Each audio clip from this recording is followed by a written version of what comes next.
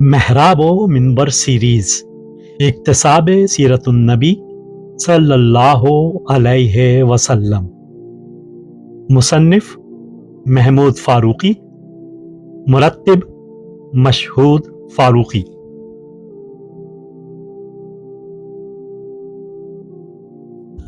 آٹھواں حصہ ہجرت و غزوات اور قیام ریاست اسلامی، مصنف محمود فاروقی، مرتب مشہود فاروقی۔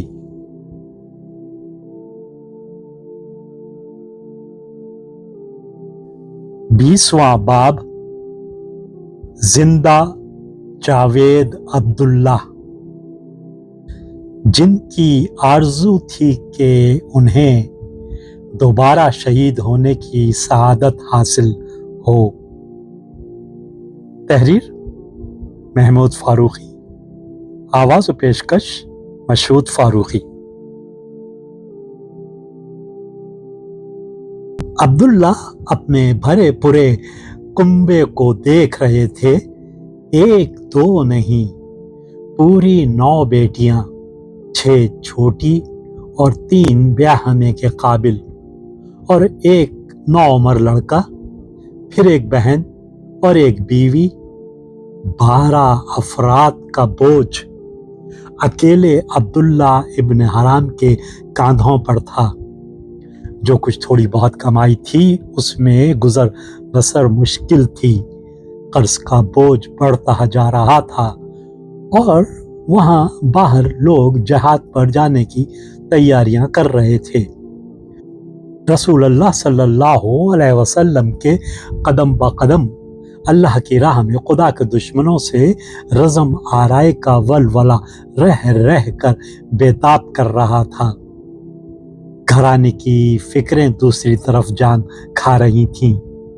سمجھ میں نہیں آتا تھا کہ کیا کریں۔ آخر اللہ کی اور اللہ کے رسول کی محبت نے جوش مارا۔ سوچا جس نے پیدا کیا ہے وہی حفاظت کرے گا اور وہی رزق دے گا، اور دل ہی دل میں جہاد پر نکلنے کا فیصلہ کر لیا۔ اس فیصلے کے ساتھ ہی شوق شہادت ایسا دامنگیر ہوا کہ جی دنیا سے اور دنیا کے جھمیلوں سے اچاٹ ہو گیا۔ اسی عالم میں یہ خیال بڑی شدت سے جاگزین ہو گیا کہ اس معرکے میں لازماً شہادت نصیب ہوگی، اور وہ بھی سب سے پہلے۔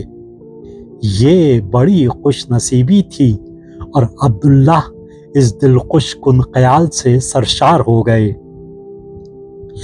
جس دن احد کے لیے مدینے کی فوجیں کوچ کرنے والی تھیں، اس سے ایک رات پہلے عبداللہ نے اپنے جوان سال بیٹے کو بلایا اور اس سے کہا، دیکھو بیٹے جابر، رسول اللہ صلی اللہ علیہ وسلم کے بعد سب سے زیادہ تم مجھے محبوب ہو۔ میں نے رسول اللہ کے ساتھ جانے کا فیصلہ کر لیا ہے۔ مجھے یوں دکھائی دے رہا ہے کہ اس جنگ میں سب سے پہلے میں شہید ہوں گا۔ میرے بعد اپنی بہنوں کا خیال رکھنا اور میرا قرض ادا کر دینا۔ دوسرے دن صبح مدینے سے احد کی طرف جانے والوں میں معمر عبداللہ ابن حرام بھی تھے، جو بڑے جوش و خروش سے رسول اللہ کی رکاب میں چلے جا رہے تھے۔ جب معرکہ کارزار گرم ہوا تو عبداللہ بن حرام نے دشمنوں کی صفوں میں تہلکہ مچا دیا۔ بڑی مردانگی اور کمال شجاعت سے لڑتے رہے۔ دنیا اور دنیا کی مصلحتیں احد کے اس پار رہ گئی تھیں۔ اب دل میں اگر کوئی آرزو اور تمنا تھی تو صرف یہ کہ راہ محبوب میں جان نچھاور ہو جائے۔ آخر اللہ کے دین پر مر مٹنے کی تمنا بر آئی، مقابل کے بھرپور واٹ سے چکرا کر گرے اور اللہ کا نام لیتے ہوئے اس حال میں جان دے دی کہ جسم زخموں سے لالازار بنا ہوا تھا۔ کافروں نے دوسرے شہداء کی طرح عبداللہ کا بھی مسئلہ کر دیا تھا۔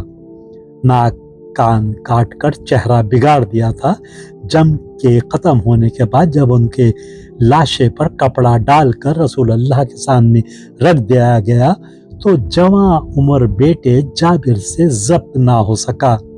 बार बार बाप का मुंह खोल कर देखते और रोते जाते।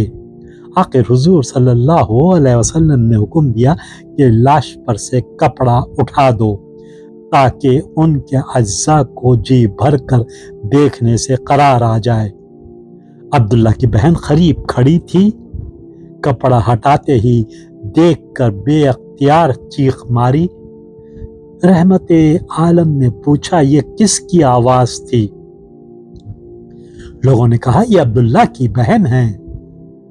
आपने सुकूत अख्तियार किया। अब्दुल्ला के अहले अयाल को रोने से नहीं रोका।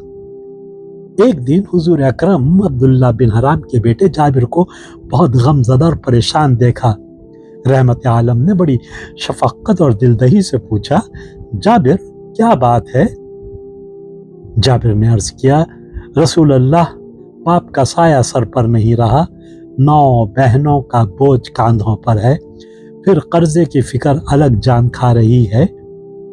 मदीने में वो दिन थे ही आजमाइश के।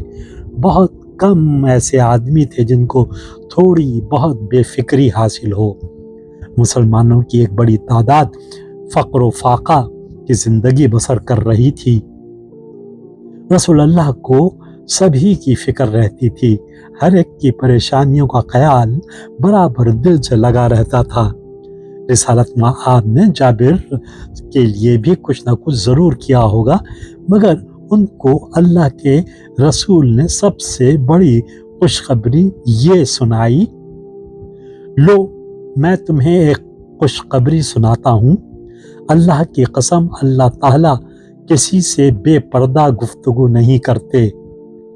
लेकिन जब तुम्हारे बाप अब्दुल्ला खुदा के पास पहुंचे तो हक ताला ने उनसे बेहिजाब कलाम किया और फरमाया, अब्दुल्ला मांग क्या मांगता है?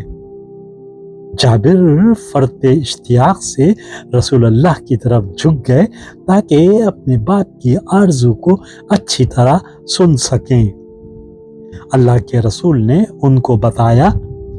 अब्दुल्ला ने अर्ज किया, ऐ मेरे रब, मुझे आपने सब कुछ अता फरमाया है, लेकिन मेरी तमन्ना ये है कि आप मुझे एक मर्तबा और दुनिया में पहुंचा दीजिए ताकि मैं आपकी राह में शहीद होकर जामे शहादत की लज्जत एक बार और हासिल करूं।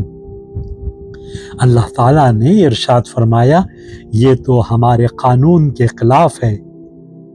अब्दुल्ला ने बारगाह खुदावंदी में अर्ज किया, तो अच्छा, मेरे पीछे रह जाने वालों को इस बात की इत्तला पहुंचा दीजिए कि शहादत फी सबीलिल्लाह बड़ी सआदत और लज्जत की चीज़ है।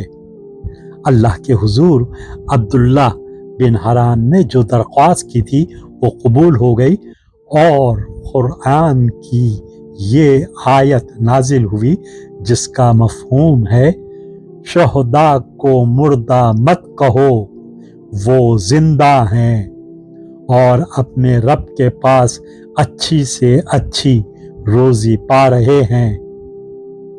वाक़े ओहद के 46 साल बाद मदीना के कुर्ब व जवार में बड़ा सख्त सैलाब आया था। सैलाब के गुजर जाने के बाद लोगों ने अब्दुल्ला बिन हराम रदियल्लाहु ताला अन्हु की कब्र खुली हुई पाई। कब्र में आपकी मैयत ऐसी तरोताज़ा नजर आई कि बस मालूम होता था जैसे उन्हें अभी अभी दफनाया गया है। वीडियो देखने के बाद चैनल को सब्सक्राइब करना ना भूलें और ताज़ा तरीन अपडेट्स के लिए घंटी के बटन को ज़रूर दबाएं ताकि हमारे मुनफरिद और पुरअसर पैगामात आप तक पहुंचते रहें। और अगर लाइक करें तो अपने दोस्तों के साथ शेयर करें। शुक्रिया।